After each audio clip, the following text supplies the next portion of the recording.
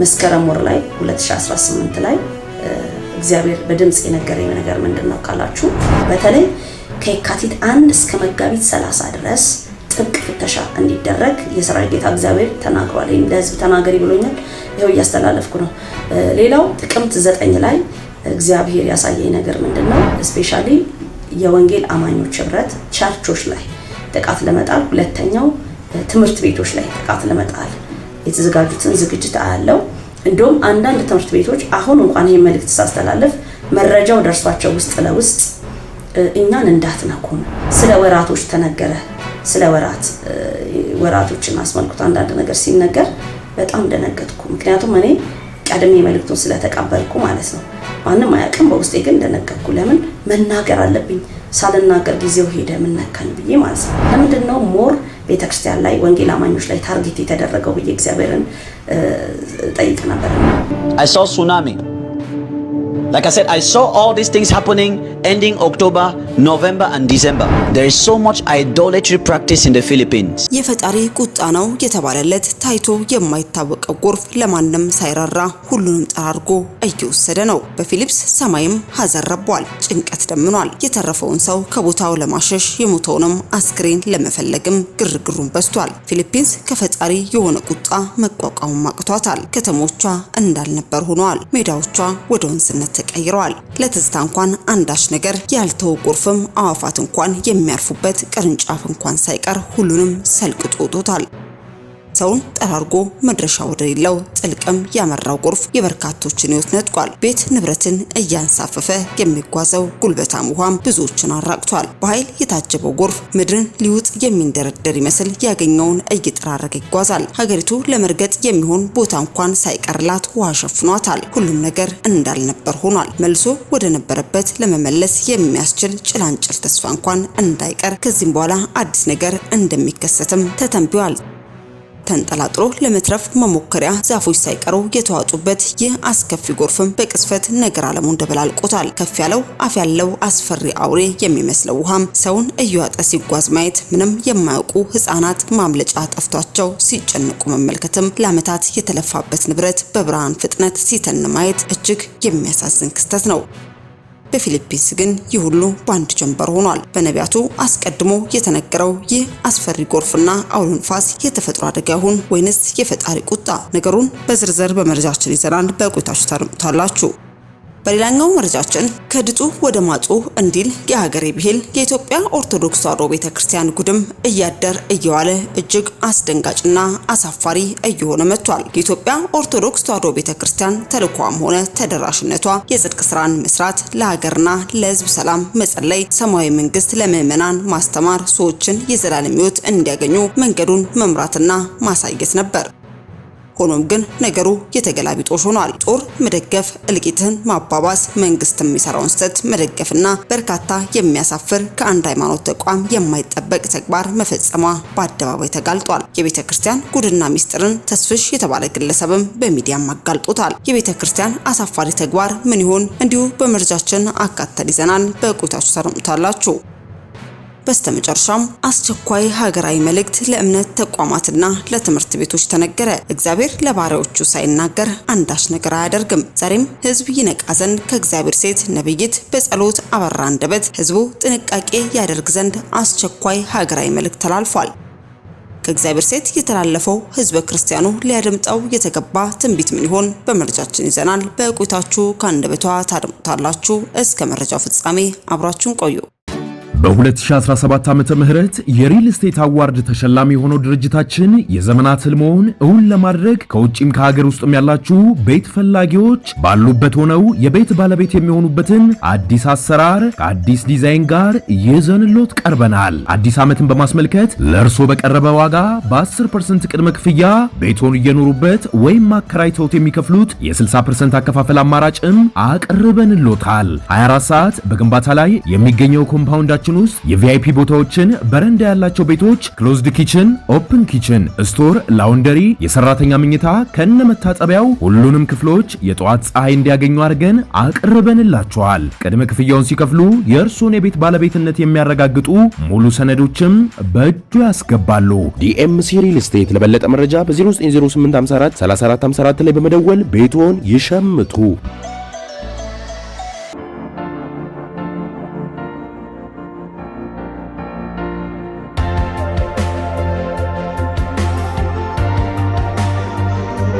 አስቀድመን ወደ ያዝንላችሁ መረጃችን ስናልፍ ከድጡ ወደ ማጡ እንዲል የሀገሬ ብሂል የኢትዮጵያ ኦርቶዶክስ ተዋሕዶ ቤተክርስቲያን ጉድም እያደር እየዋለ እጅግ አስደንጋጭና አሳፋሪ እየሆነ መጥቷል። የኢትዮጵያ ኦርቶዶክስ ተዋሕዶ ቤተክርስቲያን ተልኳም ሆነ ተደራሽነቷ የጽድቅ ስራን መስራት ሲሆን ነገሩ ግን የተገላቢጦሽም ሆኗል። ጦር መደገፍ፣ እልቂትን ማባባስ፣ መንግስት የሚሰራውን ስተትም መደገፍና በርካታ የሚያሳፍሩ ከአንድ የሃይማኖት ተቋም የማይጠበቅ ተግባር መፈጸሟ በአደባባይ ተጋልጧል። ይህንንም ተግባርም ተስፍሽ የተባለ ግለሰብም በማህበራዊ ትስስር ገጹ ላይም እንዲህ ሲልም አጋርቶታል። የኢትዮጵያ ኦርቶዶክስ ተዋሕዶ ነገር እንዲህም ነው። ለዚህ መረጃ 200% እውነተኛም እርግጠኛም ነኝ። ይህ መረጃ ውሸት ነው የሚል አሊያም አልተደረገም ወይንም የስም ማጥፋት ነው ብሎ በግል የሚያምን ካለ ሙሉ ኃላፊነቱን የምወስደው እኔ አቶ ተስፋዬ ስመ ንጉስ አለሙ ሲሆን ይህን በተመለከተ ጥያቄ ያለው ማቅረብም ይችላል። የኢትዮጵያ ኦርቶዶክስ ተዋሕዶ ሃይማኖት ተልኳም ሆነ ተደራሽነቷ የጽድቅ ስራን መስራት፣ ለሀገርና ለሕዝብ ሰላም መጸለይ፣ ምዕመኖቿን ማስተማር፣ ችግረኞችን መርዳት፣ የፈረሱ ገዳማትና ተቋማትን መገንባት፣ ከምንም በላይ ደግሞ ሰማያዊ መንግስትን ለምዕመኗ ማስተማር፣ ሰዎች የዘላለም ሕይወት እንዲያገኙ መንገዱን መምራትና ማሳየት ነበር። ነገሩ ግን ተገለባብጧል። በርካታ ብር በመመደብ ጦርነትን መደገፍ፣ እልቂትን ማባባስ፣ መንግስት የሚሰራውን ስተት መደገፍና ከመንግስት ሰራዊት ጎን መቆም የዕለት ተዕለት ስራዋም ሆኗል። ዛሬ ላይ በበርካታ የኦርቶዶክስ ተዋሕዶ ሃይማኖት ተከታዮች ላይ የሚደርሰው ግድያ፣ ድብደባና ስቃይ እንኳን ሊያቆምላቸው ላልቻለው መከላከያና መንግስት ግን 7 ሚሊዮን ብር ድጋፍም ለትግራይ ክልል ጥፋት ለጦርነት መድበው እንደነበር ስንቶቻችሁ ታውቃላችሁ? ዛሬ በቤተ ክርስቲያኗና በምዕመናኑ ላይ የሚደርሰውን ችግር የዚህ የመጥፎ ዘር ውጤት ሆኖ ቢሆንስ ብሎ መጠየቅ ነውር አይመስለኝም። ምክንያቱም ያልተዘራ አይበቅልም። የበቀለውን የሚያጭደው ግን ምንም የማያውቁ ንጹሃን ላይ መሆኑ እጅግ ያሳዝናል። ስለዚህ የኢትዮጵያ ኦርቶዶክስ ተዋሕዶ ተከታዮች ከፍትህ ጎን ለጎን የምዕመናንን ገንዘብ ወዴትና ለምን እንደዋለ መጠየቅንም ልመዱ።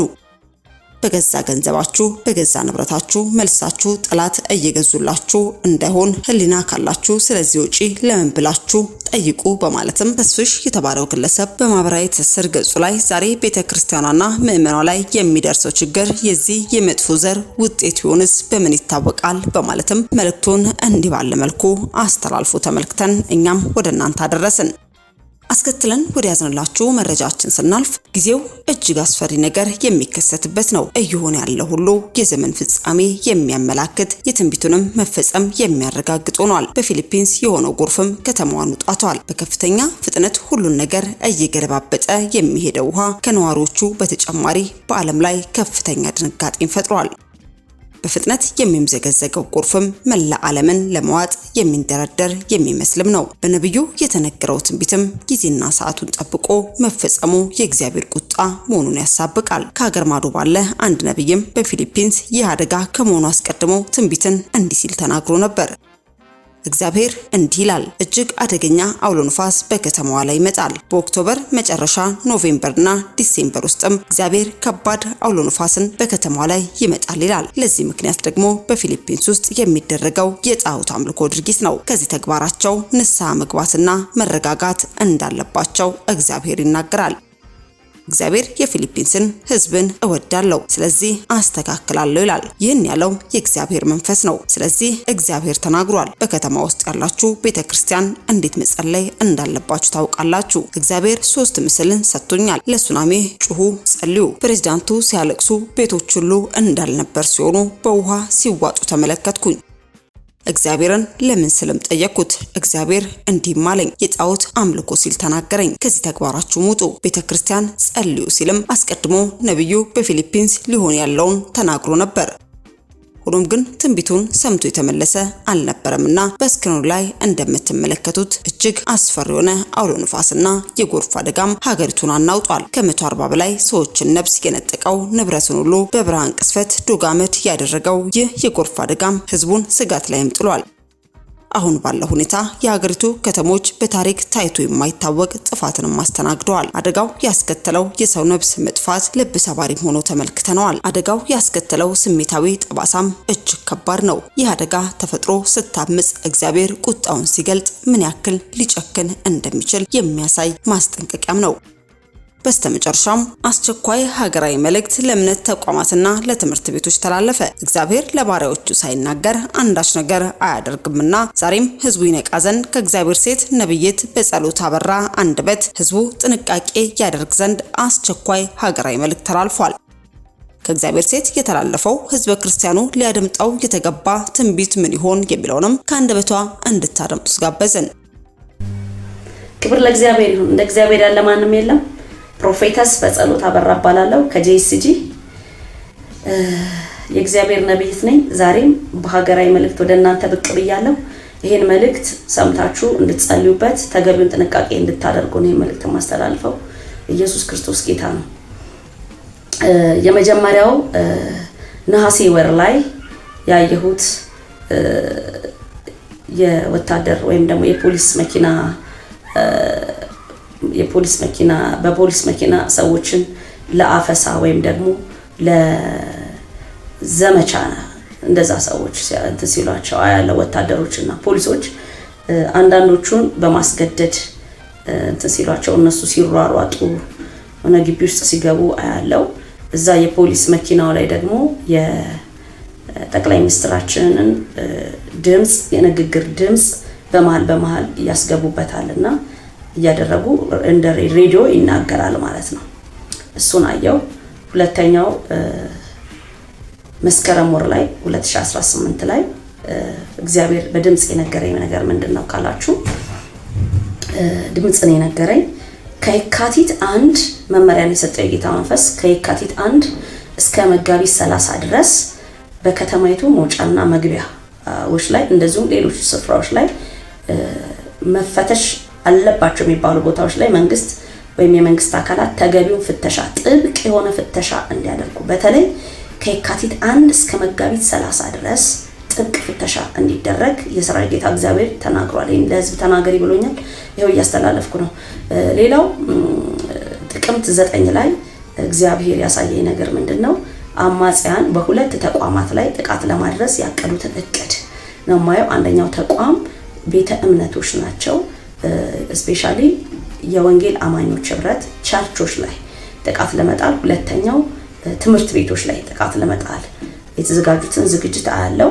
እንደውም አንዳንድ ትምህርት ቤቶች አሁን እንኳን ይሄን መልእክት ሳስተላልፍ መረጃው ደርሷቸው ውስጥ ለውስጥ እኛን እንዳትነኩን፣ የኛን ትምህርት ቤት ላይ ምንም ችግር እንዳታደርሱ ባካችሁ፣ እኛ ብዙ ገንዘብ እንሰጣቸዋለን፣ ብዙ ብር እንሰጣቸዋለን ብለው በብዙ ገንዘብ ሲደራደሩ አያለው በመንፈሴ።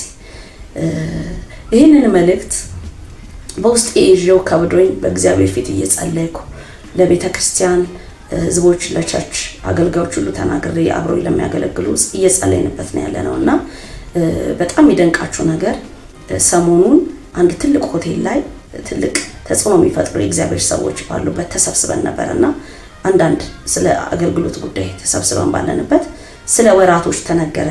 ስለ ወራቶችን አስመልክቶ አንዳንድ ነገር ሲነገር በጣም ደነገጥኩ። ምክንያቱም እኔ ቀድሜ መልእክቱን ስለተቀበልኩ ማለት ነው። ማንም አያውቅም፣ በውስጤ ግን ደነገጥኩ። ለምን መናገር አለብኝ? ሳልናገር ጊዜው ሄደ ምነካኝ ብዬ ማለት ነው። እና መጽሐፍ ቅዱስ ሲናገር ዘመኑን የምትዋጁ ሁኑ ይላልና ዘመኑን መዋጀት ስላለብን ይሄ መልእክት ከሌሎቹ ከሁለት መልእክቶች ጋር አንድ ላይ አብሬ ተናግሬያለሁ ማለት ነው። ስለዚህ ተገቢውን ፍተሻ፣ ተገቢውን ጥበቃ ደግሞ ተገቢውን ጸሎት እናድርግ። እግዚአብሔር በቤተክርስቲያን ለምንድን ነው ሞር ቤተክርስቲያን ላይ ወንጌል አማኞች ላይ ታርጌት የተደረገው ብዬ እግዚአብሔርን ጠይቅ ነበርና እግዚአብሔር መቼስ ጠላት የሚያተርፍበትን ቦታ ያውቃል፣ ድል ማድረግ የሚችልበትን ቦታ ያውቃል። ለምንድን ነው ጠላት ቤተክርስቲያንን ድል ለማድረግ ያሰበው ካላችሁ ዊክነስ አለ ማለት ነው። አንዳንድ ቤተክርስቲያን ላይ ድካም አለ ማለት ነው። ያንን ድካም ተከትሎ ጠላት ቀዳዳ ካገኘ ይገባ ይችላል። ውሻ በቀደደው ጅብ ይገባል እንደሚባል ማለት ነው። ኃጢአት በቀደደው ጠላት፣ ጥፋት፣ ሞት፣ ሀዘን እንዳይገባ ንስሐ እንግባ። እንደ ቤተክርስቲያን ንስሐ እንግባ። የጸጋ ስጦታንና የእግዚአብሔርን ኃይል ለይተን እንወቅ። የእግዚአብሔርን ፕሬዘንስ እና የጸጋ ስጦታ የተለያዩ ጉዳይ ናቸው። የእግዚአብሔር ጸጋ እግዚአብሔር በጣም ያጫወተኝ ነው የምነግራችሁ ስለ ቤተክርስቲያን። ብዙ ሰዎች በጸጋ ስጦታ ተሸውደዋል። ጥሩ ነው የጸጋ ስጦታ፣ የእግዚአብሔርን መንግስት ኪንግደም የምንሰራበት አንድ ሰማያዊ ግብአት ነው። የጸጋ ስጦታ ስላለው አንድ ሰው ግን የዘላለም ሕይወት አለው ማለት አይቻልም። እግዚአብሔር አብሮት ነው ማለትም አይቻልም። የእግዚአብሔር ስለዚህ ነው ብዙ የሚሸወደው። ተአምራት ስለሚሰራ በኢየሱስ ስም ኃጢአትም ሲሰራ አብሮት ያለ ይመስለዋል። ሲዋሽም አብሮት እግዚአብሔር ያለ ይመስለዋል። እግዚአብሔር እኮ ንጹህ አምላክ ነው። እግዚአብሔር ሆሊ ነው፣ ቅዱስ ስለሆነ የተቀደሰ አትሞስፌር ይፈልጋል፣ የተቀደሰ ማንነት ይፈልጋል። ስለዚህ አንሸወድ፣ ንስሐ እንግባ። የጌታን ስም ቀኑን ሙሉ ባሰደብንበት፣ የተከበረውን የኢየሱስን ስም ባሰደብንበት፣ ለሚጠይቁን ለሚነሱ ጥያቄዎች ሁሉ በወቅቱና በጊዜው እንደ እግዚአብሔር ሰው መልስ ለመስጠት ዝግጁ ባልሆንበት፣ በዚህ በእግዚአብሔር ፊት ንስሐ እንግባ፣ እንመለስ። ኤሊ በዘመኑ ልጆቹ የአፍኒንና የፊናስን ታሪክ ታውቃላችሁ። በሴሎ የሚያደርጉትን ክፋት፣ በሴሎ የሚያደርጉትን እርኩሰት የዛሬቱ ቤተክርስቲያን ልንማርበት ይገባል። በአግባቡ አልቀጣቸውም፣ በአግባቡ አልገሰጻቸውም ይላል ማለት ነው የእግዚአብሔር ቃል። በኋላ እነሱ ሲገደሉ በአንድ ቀን የተገደሉት ብዙ አልደነገጠም ኤሊ። ሞር የደነገጠው ኤሊ የእግዚአብሔር ታቦት ተማርኮ ወደ ፍልስጤም ሄደዋል የሚባለውን ወሬ ሲሰማ ነው። ከመቀመጫው ላይ ወድቆ አንገቱ ተሰብሮ ሞተ የሚለን የእግዚአብሔር ቃል። አያችሁ፣ የእግዚአብሔር ህልውና፣ የእግዚአብሔር መንፈስ፣ የእግዚአብሔር ኃይል ታቦቱ ላይ ሆኖ ከተማይቱን አገሩን ይጠብቅ፣ ህዝቡን ይጠብቅ ነበረ። ተማርኮ ሄደ። በኃይል አይደለም ማርክ የወሰዱት፣ ራሱ ወዶ ነው። በቃ በእስራኤል መካከል ስላልከበረ ስላልተደሰተባቸው በቤተ መቅደሱ ዙሪያ ትቷቸው ወደ ፍልስጤማን በራሱ ጊዜ ሄደ። የፊናስ ሚስት ያለችውን ታውቃላችሁ። ምጥ ይዟት ክብር ከእስራኤል ለቀቀ፣ ኃይል የለም አለች። ስለዚህ እያማጠች ስለ ልጅ ልትደሰት ሲገባ ወንድ ልጅ እየተወለደላት እንደሆነ እየተነገራት፣ እሷ ግን ክብር ከእስራኤል ርቋል አለች። አያችሁ፣ የእግዚአብሔር ክብር አብሮን አለ ወይ ነው። እግዚአብሔር ራሱ አለ ወይ ነው። የጸጋው ባለቤት አለ ወይ አብሮን ነው ዋናው ጉዳይ። ጸጋንማ የእግዚአብሔር ጸጋ 40 ቀን 40 ሌሊት ጾመ ጸልየ የሆነ ጊዜ ጾመ ጸልይ በእግዚአብሔር ፊት ተንፈራፍረ እግዚአብሔርም ደግሞ በበጎ ፈቃዱ ሊሰጥ ይችላል። ያንን ጸጋ ስጦታ ስለተቀበልክ ዘላለም እግዚአብሔር አብሮ ነው ማለት አይደለም። አብሮ እንዲቀጥል ወይ አብሮን እንዲቀጥል ራሳችን ያኗኗር ዘይቤያችን ሊስተካከል ይገባል። ቤዝዶን ዘወርዶፍ ጋር መሆን አለበት ብዬ አምናለሁ። እግዚአብሔርም እንደዛ ነው የሚለው። ከዛ ውጪ እግዚአብሔር ያዘነው አንደኛ በራሳችን ስነ ምግባር አንዳንድ ችግሮች ብዙ ሰዎች ተሰናክለዋል። የጌታ ስም በእኛ በቅዱሳኖች በብዛት የተነሳ ተሰድቧል። ስለዚህ ንስሐ ልንገባ፣ ከጥፋታችን ልንመለስ፣ ልንጸጸት፣ እንትናችን ልንቀይር፣ አካሄዳችን ልንቀይር ይገባል ማለት ነው። ለውጥ ልናደርግ ይገባል። እንደዛ ካደረግን እግዚአብሔር በእሳቱ ይቀጥረናል። ጠላት እድል ፈንታ አያገኝም። እኛን ሊያጠፋ የሚመጣው ራሱ ይጠፋል። እንደውም የእግዚአብሔር ክብር ይገለጥበታል። በቃ ራሱ ይጠፋል። እግዚአብሔር ጣልቃ ገብቶ እኛን ያደነናል። ቤተክርስቲያንን በእሳቱ ይቀጥራል። እንደዛ ካደረግን ሌላው በቤተ ክርስቲያን ያለው ጥፋት እግዚአብሔር እያጫወተኝ ያለው ጉዳይ ቤተ መቅደስና የቤተ መቅደሱ ስርዓት፣ የአምልኮ ስርዓት እንደው ለማይሆን ነገር እየዋለ ነው፣ ተራ እየተደረገ ነው። ይሄንንም በጣም የደንቃቸው ነገር እስራኤላውያን ወደ ባቢሎን ተማርከው በሄዱ ጊዜ ናቡከደነጾር ምንድነው ያደረገው? ካህናቱንና ሌዋውያንን ሰብስበው በቤተ መቅደስ የምትዘምሩትን መዝሙር አሁን በገናችሁን አንሱና ደርድሩልኝ፣ እስቲ ዘምሩልኝ፣ ዝፈኑልኝ አላቸው። በጣም ተቆጡ። አይሆንም አሉ። በነፍሳቸው ተማምለው የእግዚአብሔርን ዝማሬ የእግዚአብሔር የያዌን ዝማሬ እንዴት ለሰው እናቀርባለን? አይ እሱ ንጉስ ስለሆነ ማርኮ ስለወሰዳቸው ባሪያ አድርጎ ይገዛቸው ስለነበረ መጻተኛ ስለነበሩ በባቢሎን ምድር ያደርጉታል ብሎ ነበር ኤክስፔክት ያደርገው። አናድርገው ማለት ቆረጡ። አያችሁ፣ በቻሌንጅ እና በመከራ ውስጥ እንኳን እያለፉ ከዛ ምንድነው ያደረገው ናቡከደነጾር? የጣቶቻቸውን አዝቆች አስቆረጠ፣ ወይም ደግሞ የጣቶቻቸውን አንጓ ቆረጣቸው፣ አካለ ጎዶሎ አደረጋቸው፣ ጉንድሽ አደረጋቸው። ከዛ በኋላ እንኳን እግዚአብሔር ድል ሰጥቷቸው ወደ ኢየሩሳሌም ሲመለሱ እንዳይጫወቱ የእግዚአብሔርን በገና አያችሁ። ዚስ ማች አባቶቻችን ለወንጌልና ለወንጌሉ ወይም ለመቅደሱ ስርዓት በጣም የጨከኑ ናቸው። አሁን ያለነው እኔን ጨምሮ ያለው ትውልድ ግን በጣም ብዙ ታሪኮችን አናውቅም። በጣም በቃ እንደ ቀልድ ነው እያየን ያለነው። መለኮታዊ ኃይል የሚንቀሳቀስበትን ፓወር በገናና ዝማሬን በተመለከተ ኦቨርአክት የምናደርግበት ነገር አይደለም።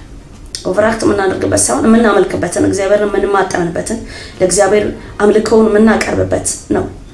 ታስታውሱ እንደሆነ ኤልሳ እኮ በገና ደርዳሪ አምጦልኝ ያሉ በገና እንትን ሊተነብይ ሲል በገና ደርዳሪ ባመጡለት ጊዜ ከዛ በኋላ የትንቢት መንፈስ ወረደበት ይላል። በዚህ እንድንመለስ ይሰራ ጌታ እግዚአብሔር ይፈልጋል። የእግዚአብሔርን ዝማሬዎች፣ የመቅደስ ስርዓት ዝማሬዎች፣ የመቅደስም ስርዓት ግብአቶች፣ ነገሮች ሁሉ ዝም ብለን ለዓለማዊ ነገር ኤክስፖዝ ማድረግ የለብንም። እንደው ለማላገጫ መዋል የለብንም። ለማላገጫ ማለት በዚህ ንስሐ እንድንገባ እግዚአብሔር አባት ይፈልጋል። ከዛ ውጪ ልጆቻችንን በኢየሱስ ደም እየሸፈንን የትምህርት ቤት ማህበረሰቦች፣ አስተማሪዎች፣ አስተዳደር ሰራተኞች በሙሉ ተማሪዎችም በደም እየተሸፈናችሁ ውጡ፣ ግቡ። የኢየሱስ ደም ከአቤል ደም ይልቅ የሚሻል ደም ነው። የሚናገር ደም ነው። የሚሟገት ደም ነው። የሚያድን ደም ነው። ዘጸአት 12 ላይ ካስታወሳችሁ እስራኤላን ከግብጽ ምድር ሲወጡ የበጉን ደም በበቃንና በጎበናቸው ላይ ቀብተው ነበር። የዛን ጊዜ እንኳን የኢየሱስ ክርስቶስ ጥላ ነው ያ በግ ማለት ነው። ዮሐንስ ወንጌል ምዕራፍ 1:29 ላይ ካስታወሳችሁ ዮሐንስ ምን አለ? የዓለምን ኃጢአት የሚያስወግድ የእግዚአብሔር በግ አለ ኢየሱስን ሲያይ። ስለዚህ የዓለምን ኃጢአት የሚያስወግድ የኢየሱስ ደም፣ ያው የሆነ ደም፣ የሚናገር ደም፣ ዛሬም ትኩስ የሆነ ደም ፈሶልናል። ያንን ደም በእምነት ላችን ላይ የረጨን እንውጣ እንግባ። ሁላችን ማህበረሰቦች፣ ለሁላችን ኢየሱስ የሞተው ለሁሉ ነው። ለሁሉ ነው የሞተው። ኢየሱስ ክርስቶስ ጌታ ነው። እግዚአብሔር ይርዳን።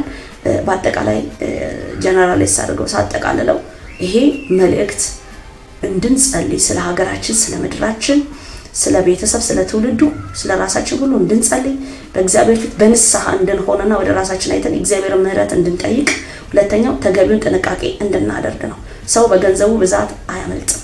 ሰው እግዚአብሔርን ፊት በመፈለግ ሊድን ይችላል። እግዚአብሔርን ፊት በመፈለግ ሊያመልጥ ይችላል። በጣም በሚደንቅ ነገር ሉቃስ ወንጌል ምዕራፍ 13 ቁጥር 3 ላይ ጲላጦስ ደማቸውን ከመስዋዕታቸው ጋር ስላደባለቀባቸው ሰዎች መተው ለኢየሱስ ሲነግሩት ኢየሱስ አልገረመው። እንደዚህ አላቸው። 13 ሰዎች ነበሩ የተገደሉት እዛ ጋር።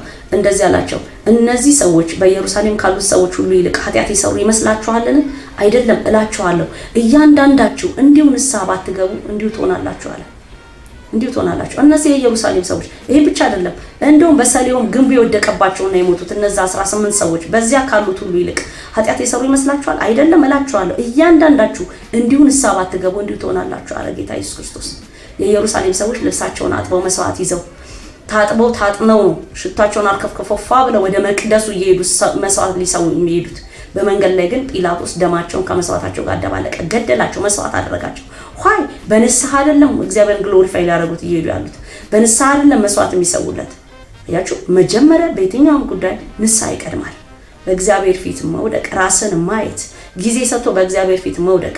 አንዳንድ ሰው ትንሽ ተንበርክኮ አይ ምንም የበደለኝነት ስሜት ስላልተሰማኝ በቃ ትቼዋለሁ ንስሐ መግባቱን። አንዳንድ አገልጋዮችም እንደዚህ የምትሉ አገልጋዮች አላቸው። የበደለኝነት ስሜት ካልተሰማ በቃቶ ይላል። ለምን? ሰው ራሱን በደንብ መፈተሽ አለበት። ኩላሊቴን መርምር አለ እኮ ዳዊት፣ ልቤን መርምር አለ። እግዚአብሔር እንዲመረምረን we have to give a time for him። ጊዜ መስጠት አለብን። ተንበርክከን በእግዚአብሔር ፊት እንደሚመቸን ሆነን በእግዚአብሔር ፊት ጊዜ ሰጥተን ራሳችን መመርመር አለብን።